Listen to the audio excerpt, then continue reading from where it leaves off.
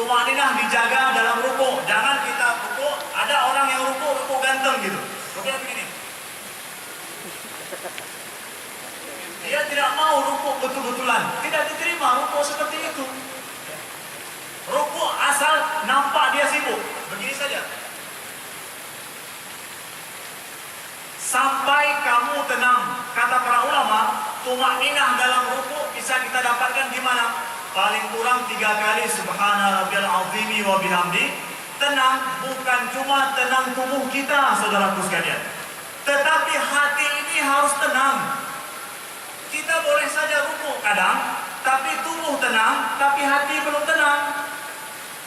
Maka rukuklah sampai tubuh kita tenang, kemudian hati kita juga tenang bersama dengan itu. Kemudian Imam Al-Ghazali beliau jelaskan hadis Nabi bagaimana orang itu meluruskan tulang punggungnya ketika rukuk dan dalam sujud. Paling kurang gambaran rukuk seperti itu tadi. Di dalam sujud beliau jelaskan baik-baik. Tolong perhatikan, saya pakai mic ini supaya saya bisa ngomong ketika rukuk dan ketika sujud. Ketika kita sujud, saudaraku, kita akan sujud jauhkan antara perut kita dengan ini. Jauhkan. Jangan begini. Apalagi taruh tangan di bawah. Kata Nabi itu seperti anjing.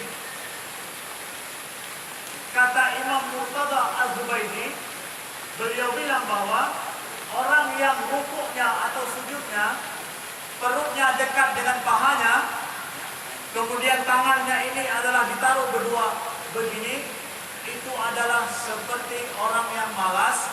Sedangkan Islam tidak menginginkan model orang yang seperti itu. Tapi nampak dia rajin dan tegar. Gimana? Dia harus meluruskan tulang punggungnya. Gimana? Dia luruskan begini. Harus jauh. Kemudian tangan ini tidak boleh mendekat begini, tapi dia buka.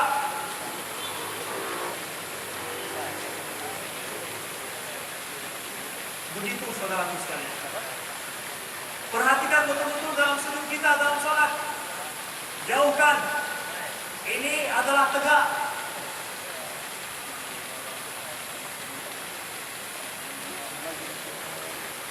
Jauhkan. Kemudian tulang punggung diluruskan. Baik mencukup penuh, betul. Tapi luruskan saudaraku. Kemudian sampai kita tumakninah. Tumakninah itu apa? Tumakninah itu adalah pada saat jasad kita setelah bergerak itu sudah istirahat, kemudian setelah itu jiwa kita sudah tentram dan tenang, betul-betul merasakan dia sedang sujud. Kalau kita tidak sadar sedang rukuk, sedang sujud, berhenti dulu, belum tumakninah, sampai betul-betul kita rasakan itu, saudaraku sekalian. Itu dalam sholat.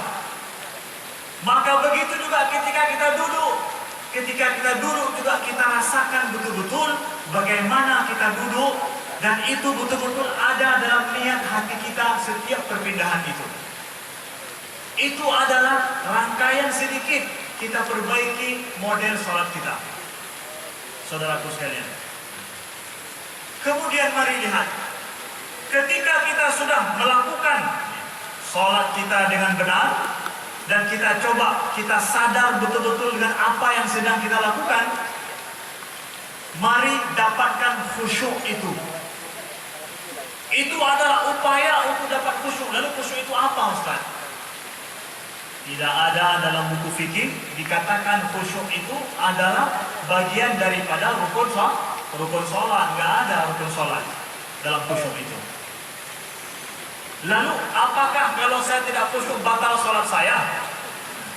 Ini begini, pernah sekali saya dapat cerita dari orang Mesir. Saya tinggal di Mesir di daerah Matariyah. Matariyah adalah daerah pinggiran Kairo. Saya sholat di sebuah masjid yang dekat dengan rumah saya.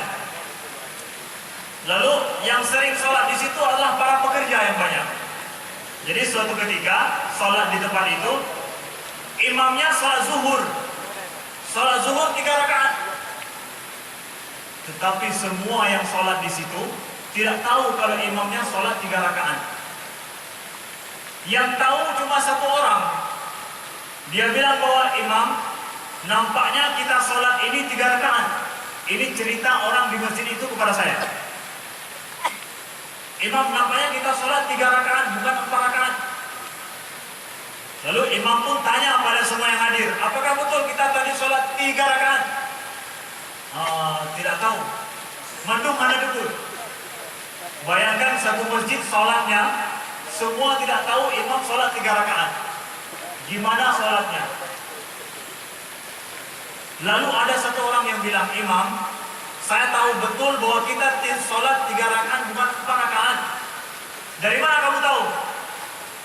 Saya biasa sholat di tempat ini. Saya ada 4 toko.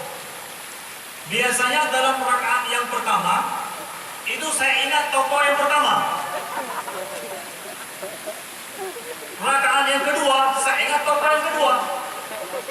Rakaat yang ketiga, saya ingat toko yang nomor 3. Lalu kemudian ketika salam, tinggal 1 toko, belum saya ingat lagi. Jadi tinggal sebuah toko hanya ingat loh. Ini menunjukkan bahwa imam sholat 3 rakaat. Karena saya selalu ingat 4 toko dalam sholat saya. Subhanallah. Ini model sholat kita hari ini. Kita bawa masalah kita di dunia ini semua, kita pikirkan dalam sholat kita. Fawailul lil musallin alladzina hum an sholatihim sahun. Celakalah orang-orang sholat yang mereka itu lalai dari sholatnya. Kata Allah dalam Al-Quran, ya ayyuhalladzina amanu la taqrabus sholata wa antum sukara hatta ta'lamu ma taqulun. Wahai orang-orang yang beriman, jangan dekat dengan sholat kalau kamu dalam keadaan mabuk sampai kamu tahu apa yang kamu ucapkan. Kata Suhrawardi, kata Abu Talib Al-Makki dalam Futhul Qulub, beliau bilang bahwa maksud sukara dalam ayat ini adalah seseorang yang sholat kathratul ham. Dia membawa semua masalah dunianya itu di dalam sholat. Kecintaannya kepada dunia dia bawa dalam sholat. Maka jangan dekati sholat ini dalam kondisi yang demikian, sehingga kamu tidak tahu sedang apain dalam sholat. Maka Nici bayangkan, boleh jadi kita yang sholat ini termasuk orang yang disuruh jangan dekati sholat. Kenapa? Dalam keadaan mabuk. Mabuk bukan gara-gara dia minum saja, tetapi pada saat kita membawa semua masalah dunia kita ke dalam sholat. Makanya di sini sekarang ada yang tanya, kenapa sholat kita tidak merubah seseorang dari menjauhkan perbuatan keji dan mungkar? Inna sholata tanha 'anil fahsya'i wal munkar. Tapi Ustaz, banyak orang sholat tapi nggak menjauhkan perbuatan keji dan mungkar. Kenapa? Hukumnya, kalau sholat itu benar dikerjakan, orang akan menjauhkan dari perbuatan keji dan mungkar.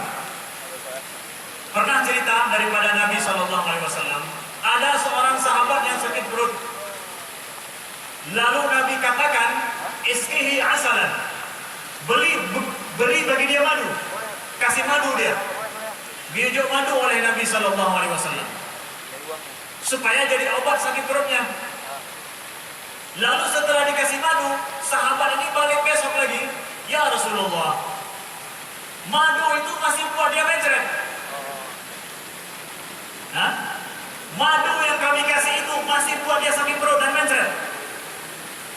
Kata Nabi, sadaqallah wa kadzaba batnu akhik.